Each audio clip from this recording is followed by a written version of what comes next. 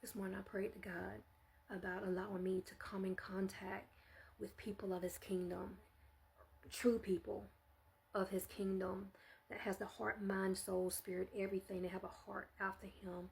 You know what I'm saying? They're spirit fed and led. And whatever His will, even people, you know what I'm saying? Whatever He needs for my calling, like send these people, like whoever they are, whatever it is He want me to do, send it. So this week I had found this thrift store because I've been looking into new experiences lately, and I've just been like really, really out there. I feel like this celebration. So I've been celebrating a lot of things. And so I found this thrift store, and I was on my way to Publix.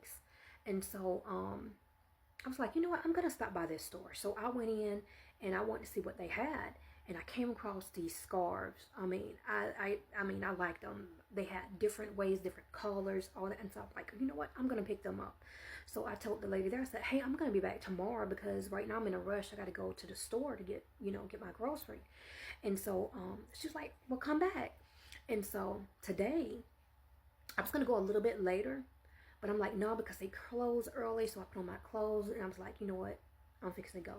So as I was leaving, I saw this man, he was walking, but he had his bike as well. And so there was like a road construction going on.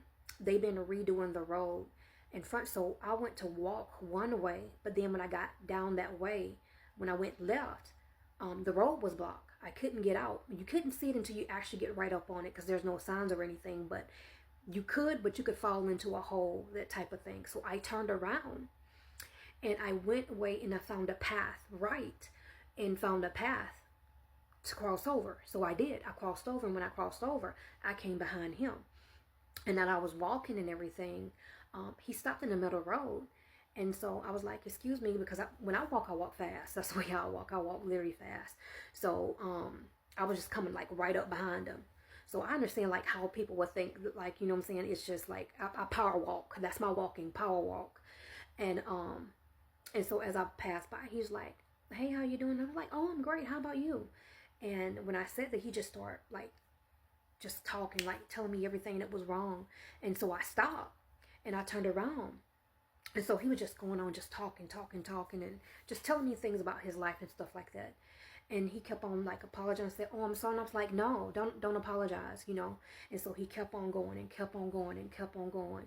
And was telling me things and stuff like that. And he started crying. And I'm like, oh my goodness, this man, I felt so bad for him. And he was letting me know that he was a Vietnam vet and just all these kind of stuff, and just going on and on and on. So we had conversations about certain things and stuff like that. And come to find out that he became homeless and stuff like that, and so we was having conversations, and as we were talking, I kept hearing like, pray for him, pray for him. And so we talked, I say probably about 30 minutes or something like that. But he kept apologizing, saying, oh, because he didn't want to hold me up. And I told him, like, look, I was going to go to that store right there, but this can wait. You know what I'm saying? Like, this literally can wait. And so people don't understand, to see like a man that's old enough to be your father, like to sit there and cry, like, then that things that's hurting him, that's bothering him, and has been bothering him his entire life. People need to understand, like I don't see how people don't have a heart. You know what I'm saying? Like, what is wrong with people?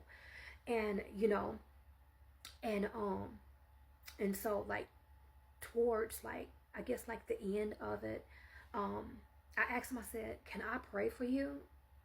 And he said, yeah. And he was like he was ready. So as I began to pray for him, I started speaking whatever I got, what God wanted me to speak. I started speaking, and he was crying and everything, and I literally felt transference basically.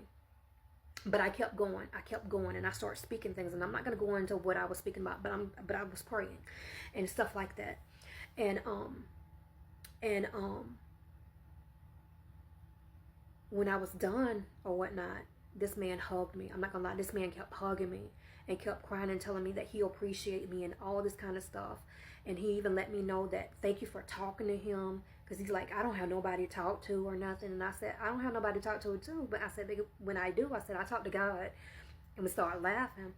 And he was like, yeah. He said, I talk to myself. He said, but people think I'm crazy. I said, baby, you are not crazy. You know what I'm saying? I said, look, people like us are not crazy. And the thing is, I've always talked to myself before I learned to talk to the Lord. I always was a person who literally talked to myself. So yes, people thought I was crazy for a lot of different reasons. And that's one of them. But I learned to direct it now to the Lord. And so that's what I told him to do, to direct his talking or whatever to the Lord, instead of just talking to yourself and answer. Because I would talk, answer, and everything. I would literally give solutions, because that's the way I worked out things. That's the way I work it out. I literally do that, and that's how I work out things in my mind. But with myself, that is, But the point of this is that, towards the end, this man told me and let me know that he was going to remember me for the rest of his life. The point is, ministry is not just online, people. Ministry is out there in the streets. There are people out here who are hurting, who's even old enough to be your father, grandfather, great. These people, that what they call the boomer generation, that is out here, that is like, they're going through a lot. They're hurting bad. You know what I'm saying? These people have not dealt with a lot of their trauma. I've known people, even from that generation, even older, who died and never dealt with their trauma. So I'm speaking to the ones who know that your ministry is outside the four walls. There are people out here who need you. I don't care if you're on your way to work, school, wherever you're going. You see what I'm saying? You pray and ask God, and God will send these people to you, whether they realize it or not. And heck, why you may not even realize it until it's done. Because even like that, when he kept apologizing and saying, like, I'm sorry for taking your time, I said, don't apologize. And I was like, apparently, we were meant to meet each other. This was meant to happen, because you were telling me things, and these were actually things I myself have been through. And that's the way how it is. The things you have been through your life, your testimony, is also to help other people. Okay, if I have never ever been through what I've been through, just like this man, I would have never been able to help this man. I'm telling you, I would have never been able to pray for this man. I would have never been able to let him know things, and even things he had questions about. I would have never been able to do that. Because why? I wouldn't have been able to identify, basically, like, have an understanding of where he was coming from. I would have never known. But since I did, it gave him like this relief or solace, because it's like he knew I understood what he was talking about and where he was coming from. And it's like, finally, you know what I'm saying? And that's what people don't understand, is that what you go through in life is not only for you, it's for other people. And no matter how horrible in life it is, and that, this I will say is what I told him. We go through things in life, no matter how horrible it is, for a reason. I know a lot of times people don't want to hear it at that point in time. I do understand that. But also, it's for you, when you will be able to give your testimony to other people. You will be able to tell them things. And so they too can come out of things. You may not make any sense, like this, like all this kind of stuff. You don't understand. You don't get it. It's like, why me? You know what I'm saying? But the thing is, God wants to use people. He wants to use you. He wants to use those who are willing to be used. That's who he's willing to use. So you have to allow God to use you. And a lot of your tragedies that you have been through life can literally bring people not only hope, but bring them out of darkness.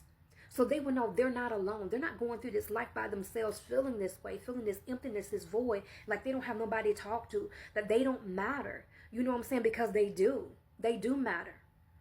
Okay? And that whether they realize or not, that there are people who do see them, who do hear them.